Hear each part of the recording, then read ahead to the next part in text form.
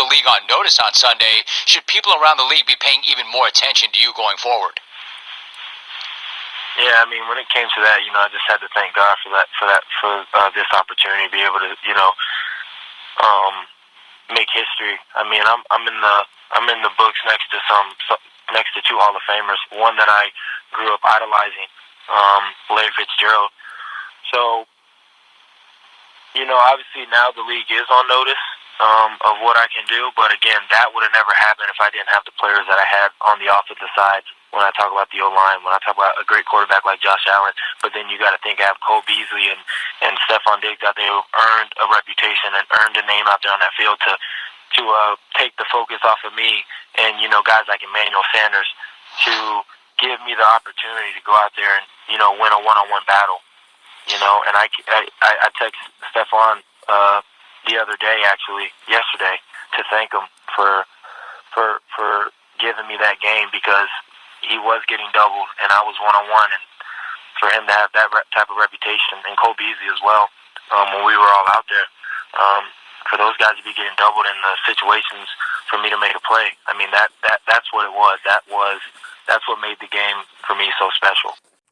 What's going on, YouTube world? It's Jay Coffee Talk. Back again with another one. We got some NFL news / a little bit of hip-hop news kind of plays into this video at the end. So stay tuned for that, y'all. Make sure to hit them buttons for me. But you guys hear Gabe Davis. His name has been ringing out. Even with, the Bills losing in the divisional round against the Kansas City Chiefs in one of the wildest playoff games of all time, really. What's good, Bills Mafia? All my other NFL fans, make sure you get up in the comments.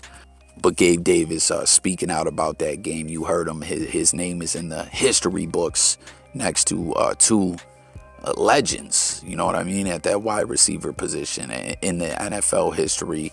One that he really looked up to coming up, Larry Fitzgerald.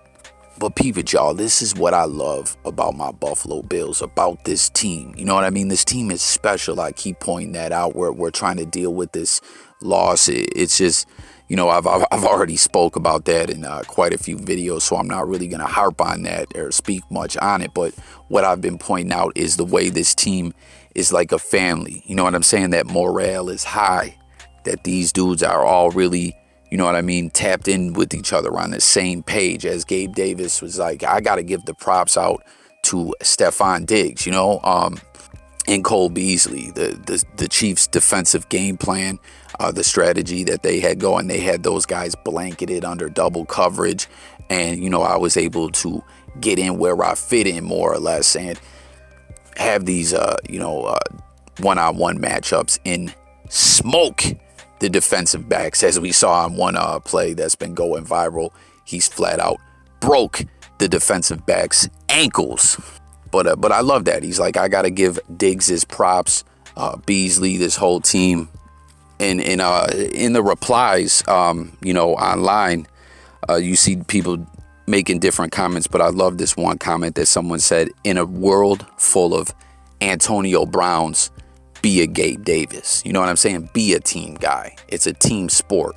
And that's dope. That's dope. I love to see it. And, with all that being said, I really think that this Bills team is going to come back even stronger, even more focused next season. A lot of people are going to talk that ish. Oh, yeah, next season.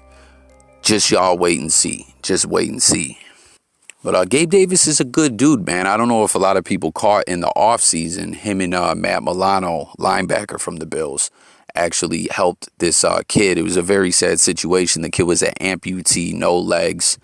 They came out of pocket and said, we're going to get this kid prosthetic legs and we're going to take him to Disney World, and it just shows what kind of character this team demands of, all the members of this team. You know what I mean? That locker room, we've heard about players like I just mentioned, Antonio Brown, and there's been some other players that are described as a cancer in the locker room that just destroy morale, destroy the whole team fundamentals, and that's not going to fly in Buffalo. So that's a very big thing to take notice of when you think of the Bills bouncing back and coming back again next season to get that Super Bowl ring. That plays a big part in things. Think about that, y'all. Now, obviously, Gabe Davis' name is ringing out now. You know, we have a lot of wide receiver talent. This is his second season. His first season, he actually, statistically in the regular season, both seasons, 35 receptions, 599 yards last season. This year, 549. But the real interesting number to pay attention is 15.7 yards per reception is what he's averaging, as we saw in that game against the Chiefs. This guy gets open. It's big gains. You know what I'm saying? He's got amazing hands. His footwork last season, in his rookie campaign, he had some amazing toe drag swag type plays. You know, like, this guy is a great player, but that's how good the wide receiver talent is at the Buffalo Bills. You know, but next season, I wonder, you know, if we'll see his, I'm sure just naturally we'll see his involvement in the game plan kind of elevate and everything like that. You know, when the Bills first brought him on and I saw he was wearing the number 13, at first I was like, whoa, that's SJ13. Why so serious? Stevie Styles Johnson number. But he's done a great, wears that number 13, with great swagger and athletic ability. And it's just, you know, if anyone should wear that 13 after Stevie in Buffalo, it's Gabe Davis, no question.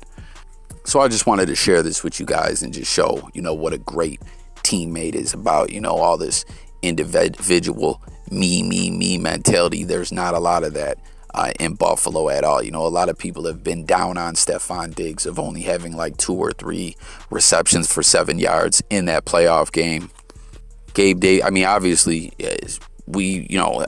people cracking jokes. Oh, only thing Stefon Diggs did was lay that fan out, like, you know, getting down on him.